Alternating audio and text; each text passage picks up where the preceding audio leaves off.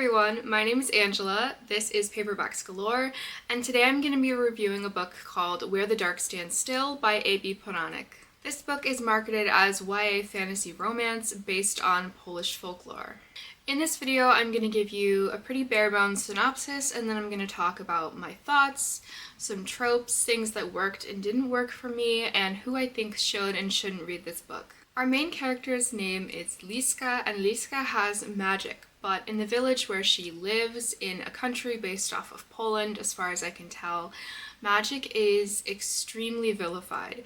People who are said to have had magic are shunned and feared and insulted and possibly banished from the village. So Liska has been trying to hide her magic and any evidence of it for many years. At the beginning of the book, we learn that Liska is heading into the enchanted spirit wood, the enchanted forest, outside of her village that she has been hearing stories about for her whole life. It is apparently filled with all sorts of terrifying creatures and demons and spirits, but she is desperate to find this magical fern flower that can grant her a wish. And the wish that she wants is to get rid of all her magic. We get the sense that something really terrible has happened because of her magic, and Liska just wants it to go away. She doesn't have control of it, and she's pretty terrified. Shortly after Liska enters the forest, she meets a demon called the Lesha, and this is actually a figure known in Polish/Slavic folklore.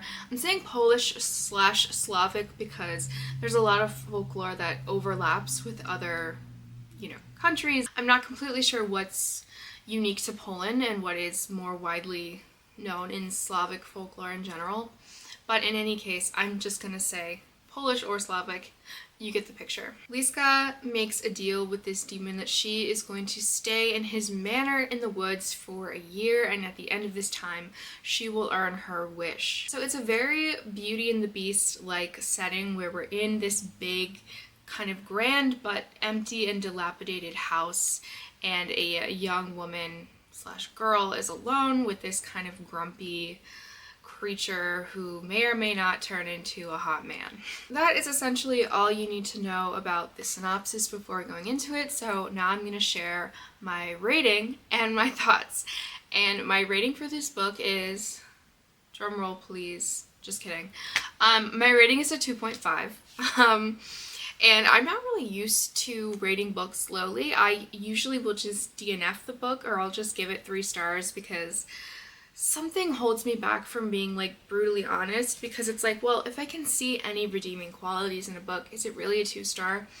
But this was a 2.5 star for me. I was so incredibly bored. I actually have a vlog in which I read this book that will be coming out soon, and you can see me slowly realize that I'm just not into this the way that I want it to be. For some reason, I keep getting drawn in by these really fascinating YA fantasy synopses and reading the YA fantasy books and then being disappointed by them. And that seems a little unfair because I'm not even the target audience for YA fantasy.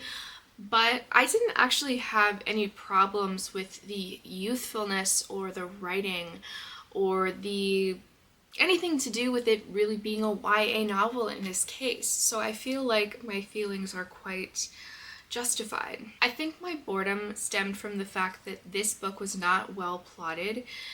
If you were to graph the moments where we had action and rising action and falling action, it would not be a very coherent graph, and it would not make much sense. The problem is that Liska wandering through the forest and getting to this demon's house and making a deal with him is pretty much the most exciting thing that happens for a long time. And that happens within a very short amount of time. And so then you're just in this house and she's just sort of cooking meals, and she meets this spirit cat, which, you would think a cat would be fun. Not really. She's exploring this house, she's learning more about the Lesha, she's learning more about magic in general, but it just feels so stagnant. Even though I did think that the atmosphere was good, it wasn't enough to keep me engaged through this book that's hundreds of pages. Perhaps if this were a novella in which a young girl goes to this house with a demon and it's 100 pages, it could be more fun and cozy and just like a quick slice of life thing, but that's not what this book was meant to be. I felt like the cozy cottagecore kind of elements in the forest and in this house were supposed to sustain us through so much of this book, but I didn't think that any of it was interesting enough or unique enough to sustain my interest. I found myself wondering, what is actually the plot of this book? Are we going to be in this castle with her for a year? What is the plot? What are we trying to accomplish? And there is an element of Liska trying to learn magic, and even this I found was only sporadically mentioned and didn't really take up a lot of the time. I found the romance to be very lackluster. I really did not care about these two characters falling for each other, getting to know each other, getting together, having any sort of romantic tension. I just did not care.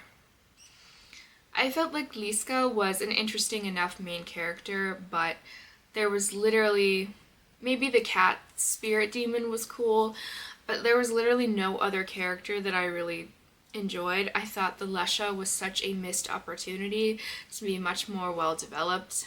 Obviously, I can't speak to the actual action moments or moments where we have more plot because those would be spoilers, but it was such a weird combination of like, we'd have a moment where there was some action and some plot, and then we just go back to being in this house, sort of doing nothing, and it was just so incredibly boring. I think a lot of readers, if they enjoy this book, will really appreciate the ending, but I was too apathetic to even appreciate the fact that it was a bit unique and different from other kind of YA fantasy endings, so that was hard as well. But I have seen other reviewers say that they quite enjoyed the ending and thought it was cool. So what did I enjoy about this book? I enjoyed the writing. I thought that A.B. Puranik had some beautiful writing. I thought that she was very talented. It didn't really feel like a debut novel in terms of the prose style. In terms of the plotting, absolutely. But yeah, writing was great. Probably the writing and the atmosphere were the most positive things I had to say about this book. I am half Polish and I have a little bit of knowledge of some Polish words and cultural phenomena, so it was really quite comforting and interesting to hear some new and old unfamiliar and familiar Polish words. You would think that that kind of personal connection would endear me to this novel even more, but it's like even with that, I was still so bored by this novel. So, who would I recommend this book to? I have seen some reviews on Goodreads where people are very enthusiastically comparing this to Howl's Moving Castle, which I actually have not seen or read.